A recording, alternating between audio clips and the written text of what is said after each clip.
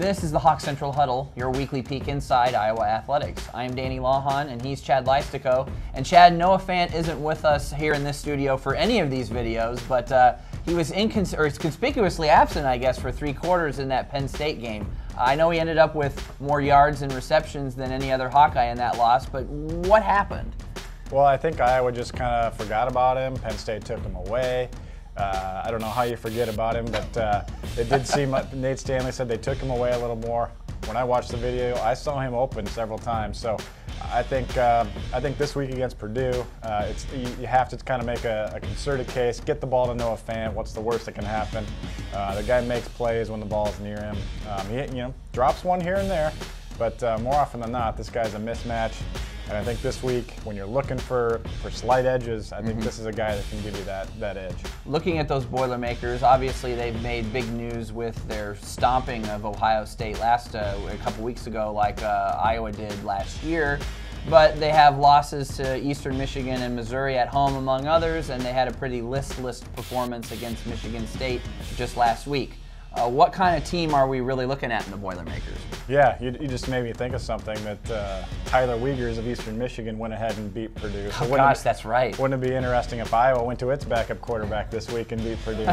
But anyway, Nate Stanley I think is going to play. But beyond that, I think the Boilermakers are probably closer to that Ohio State version. I mean, that was sort of like the Iowa-Ohio State perfect storm type performance.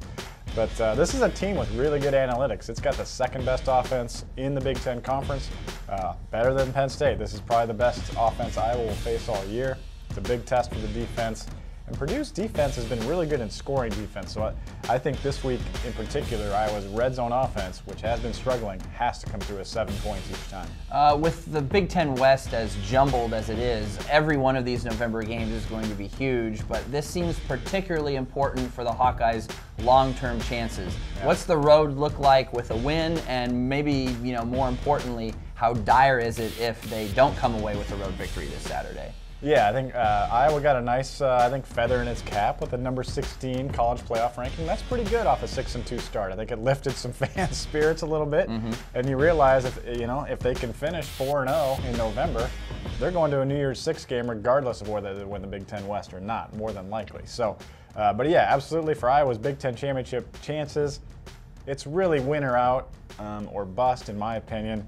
The tiebreakers really don't favor Iowa if they lose this game, or the Northwestern game for that matter. So these next 2 in particular are must-wins in that case if you're looking for a Big Ten title.